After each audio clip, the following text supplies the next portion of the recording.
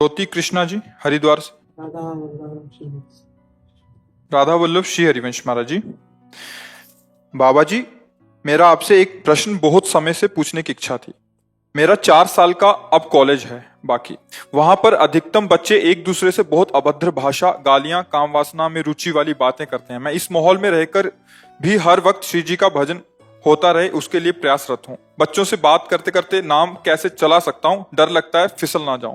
महाराज जी, मैं जैसे आप कहोगे वैसा ही ठीक चलना चाहता हूँ। महाराज जी, मेरे पे कृपा करें कि मैं भक्ति तो की जा सकती है, ऐसा नहीं कि भक्ति नहीं हो सकती है।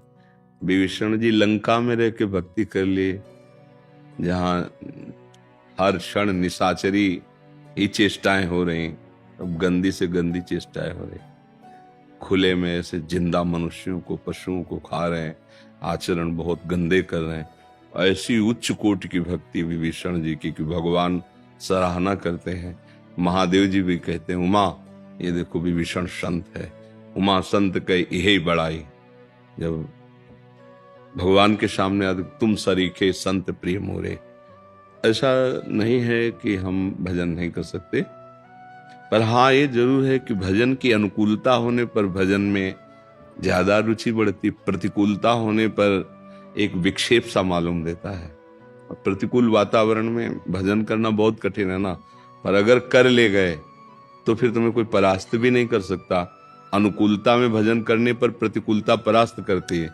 तो प्रारंभ में जब हमसे कोई बात करता तो अखंड भजन का एक भाव बना था कि निरंतर नाम जप करेंगे। तो अब गुरुजनों के पास रहना, समाज में रहना, तो बोलना ही पड़ता था।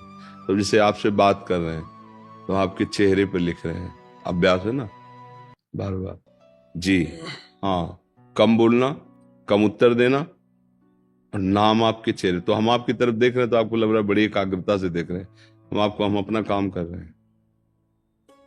लिखा आपके चेहरे पे नाम है, स्मृति में नाम है, वाणी में हम वार्ता कर रहे हैं, तो हमारा स्मरण चल रहा है। बहुत साउंड जब बजते तब हमें विक्षेप होता, तो हम साउंड में रहकर अभ्यास किया। जहां साउंड बजते वहीं खड़े हो जाते, घंटा 1.5 घंटा निरंतर मन, मतलब हम कहीं कमजोर ना हो जाए। जहां बाजार है वहां भी खड़े होकर भजन करना, एकांत है वहां भी भजन करना, भूखे रहकर भजन करना, खूब भोजन पा के भजन करना। हर स्थिति में अभ्यास किया जाता है ना। जिसे अब आर्मी का जवान पहाड़ में, ठंडी में, गर्मी में, समान में, जल सब जगह उसको फिट किया जाता है कि ऐसी परिस्थिति में भी आप अपना कार्य पूरा कर लें। ऐसे ही भजनानंदी भगवान का पार्षद होता है। तो आपके ऊपर बड़ी कृपा है कि आप नवीन अवस्था में आप भगवत चिंतन पर महत्व दे रहे हैं। तो आप निश्चिंत, आपके साथ भगवान है, भगवान का स्मरण है। बस किसी से आपके द्वारा गलत नहीं होना चाहिए। आप देख रहे हो गलत व्यवहार कर रहा है, मृदु भाव, वो उसकी रुचि है। बाजार है, जिसका मन आवे जो खरीदे। तो आप आए हो कर्म भूमि में, उसका मन है वो गंदा कर्म करना। अगर पूछे तो बता सकते हैं कि आपका मार्ग गलत है, हमने संतों से ऐसा सुना है, जो आप आचरण करते हो गलत है। अपनी तरफ से नहीं कहना। अपनी तरफ से अगर हाथ मिला रहा है, हाथ मिला रहा है, ऐसा लगे कि मेरे जैसा ही है, पर आप अपनी चतुराई से। भजन करने वालों के लिए उदाहरण दिया गया है, जैसे एक व्यभिचारिणी पत्नी, समझ रहे ना, अपने पति के साथ घर में रहते हुए भी वो सोनी लगा रही, सब कर रही, उसका चिंतन अपने जो जिस पर पुरुष से मित्रता की है उसका होता रहता है। किसी बहाने से दरवाजे में निकलेगी कि कहीं वो आ तो नहीं रहा है, पति के पास रहते हुए भी उसका चिंतन उसी के पास रहता है। वो तो मान लो गलत मार्ग में है, पर वो हमको हर जगह गुण देखना है। वहां से एक गुण मिला कि जैसे वो सबके साथ व्यवहार करती हुई, हंसती, बात करती हुई, चेष्टा करती हुई, कोई जान न पाए, और वो पर पुरुष से लगाव रखती है, ऐसे ही घर परिवार में रहते हुए परम पिता परमात्मा से यदि लगाव किया जाए, बहुत आराम से हो सकता है। देखो, हमारा हृदय केवल चाह ले कि मुझे भजन करना, तो कोई नहीं रोक सकता, क्योंकि अंदर की बात है ना। हम बाहर से आपके साथ खेलेंगे, हंसेंगे, बात करेंगे, पर अंदर एक पीड़ा है। प्रभु मिले भजन, तो बार बार चित्त वृत्ति प्रभु, जहां हमारा लगाव होता है वही हमारी चित्त वृत्ति जाती है। जैसे ब्रज की गोपीजन जब जल लेने जाती तो बाहर कुएं का मीठा जल होता था, तो 2-3 मटकी रस्सी बाल्टी सब साथ लेके जाती। अब एक मटकी यहाँ है, हाथ में बाल्टी है, रस्सी भी, और ऊपर कई मटकियां हैं, और अपनी सखियों से बात करते हुए जा रही हैं। रसखान गोविंद ने यूं भजिए जो नागर को चित गागर में। ब्रजवासिनी गोपियों का चित्त कहाँ है? अगर वो जरा सा बैलेंस बिगड़ा तो मटकी भी फूट जाएगी, पानी भी गिर जाएगा। रसखान गोविंद ने यूं भजिए जो नागर को चित गागर में। सबसे कोई जान न पाए कि आप भजन करने वाले, अच्छे आचरण वाले, आप एक भगवत भक्त है। नहीं, सबके साथ ऐसे दिखाई दे रहा है एक नॉर्मल आदमी, और अंदर से अगर दिखावा करोगे भक्ति का तो बाधा हो जाएगी, अगर अंदर तो फिर कोई बाधा नहीं।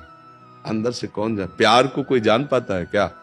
बाहरी नाटक को प्यार के जानता है, हम तुम्हारे बिना जी नहीं सकते, ऐसा वैसा, तो दिखाई देता है हाँ भाई प्यार करता है, लेकिन वो अंदर की बात है। प्रीतम नेत्रों की भाषा समझते हैं। प्यार में नेत्रों की भाषा होती, वाणी का ज्यादा प्रयोग नहीं होता।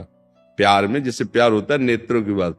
एक बार भर नेत्र देख लिया वो इतने में जी जाएगा अपने प्यारे को। कामी की बात नहीं कह रहे, प्यार में एक बार भर नेत्र देखने की चाह होती है, उसको सुख प्रदान करने की। कैसे हम आचरण करें, कैसा हम भाव करें जिससे हमारा प्यारा सुखी हो जाए। तो हमारे प्यारे हैं प्रभु, तो हमको बड़े ध्यान, और हमारे नेत्र जहां भी जाएं अपने प्रभु को, क्योंकि सब मंदिर उसी के हैं, ये सब मंदिर है, सब में बसा हुआ भगवान है।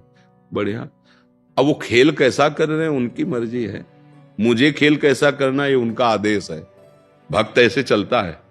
भक्त अपने लोग क्या करते हैं, भगवान ने कहा ऐसा नहीं करना चाहिए तो हम सबको सुधारेंगे, वो खुद बर्बाद हो जाता है, सुधर नहीं पाता है। आप सुधरो, आप भगवत, तो उनको क्या देखे, वो लीला है उनकी, तमोगुणी रजोगुणी लीला है उनकी हो रही है, हमारे ही प्रभु की है। अंदर से भावना करनी, पर ये भावना जल्दी नहीं होती, पवित्र हृदय में होती है। और बिना इस भावना के इतने बड़े जंजाल है ना, फंस जाओगे। भला कहीं ऐसा होता है, भला कहीं ऐसा होता, अरे वो कर तुम अकर तुम अन्यथा कर तुम, अपने आप से अपने आप में खेल रहा है, हमें चलना है। बहुत अच्छा है, पर उसमें ये नहीं कि हम भजन नहीं कर सकते, हम खुद अभ्यास की बात कह रहे हैं। हम जिसे देख रहे हैं उसमें नाम लिख रहे हैं, बात कर रहे हैं, और भाव है मेरे प्रभु मेरे सामने। खत्म क्या, हमारा चिंतन चल रहा, हमारा हृदय का चिंतन सुधरना चाहिए, और वो कहीं नहीं बिगड़ सकता, कहीं नहीं बिगड़ सकता। आपको इत्र लेने जाना है मान लो श्री जी के लिए, तो आप पूरी बाजार में घुसते चले जाएंगे, कहीं कुछ बिक रहा है, कहीं कुछ बिक रहा है, आपको किसी से कोई परेशानी नहीं है। आप सीधे इत्र की दुकान में जाके इत्र लेंगे, चले आएंगे।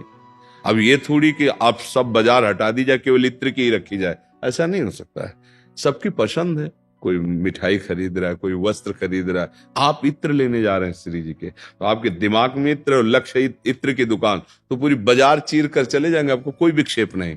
समझ रहे ना, ऐसे ही संसार में रहा जाता है। हमारा लक्ष्य है भगवान का दर्शन, भगवान का भजन, भगवान की प्राप्ति। अब पूरे संसार में आप डोलो, उसी का सारा ये बाजार लगा हुआ है।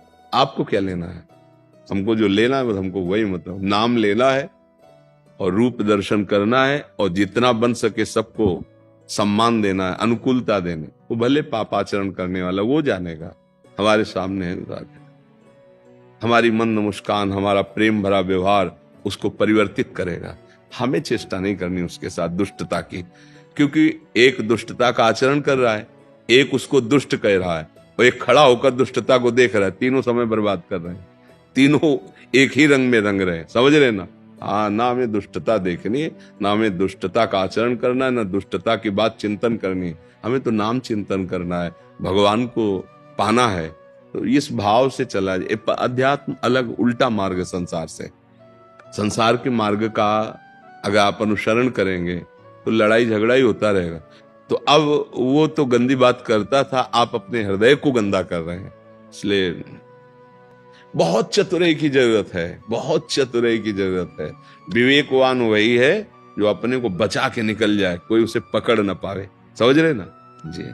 हमें बहुत अच्छा लगा भाई, जैसे आप नई नई अवस्था के बच्चे ऐसे चलते हो ना, तो हृदय में शीतलता होती नहीं। आजकल जलन बढ़ रही है कि गंदे गंदे आचरण, गंदे गंदे नशा नई अवस्था के बच्चे करते हैं, तो लगता है जब ये हमारी नई पीढ़ी है हमारे भारत की, यही जब बिगड़ जाएगी तो फिर आगे होगा क्या? न शास्त्र को कोई मानेगा, न संतों को मानेगा, न धर्म को जानेगा, तो पतन ही पतन है। जब सही मार्ग नहीं तो भटकना ही भटकना है। जैसे आप सब नए बच्चे उत्साहित होते हैं तो लगता है हमारा जीवन सार्थक है, कि अगर आप लोग हो तो आपकी संतानें, आपका परिवार, आपकी समाज, जब आप धर्म व्यवस्थित रहेंगे ना तो फिर वैसी व्यवस्था बनती है। भगवान कृपा करें, बुद्धि शुद्ध रहे, शरीर स्वस्थ रहे और मन प्रभु की आज्ञा और प्रभु के नाम में रहे, तो हमारा जीवन सार्थक हो जाएगा।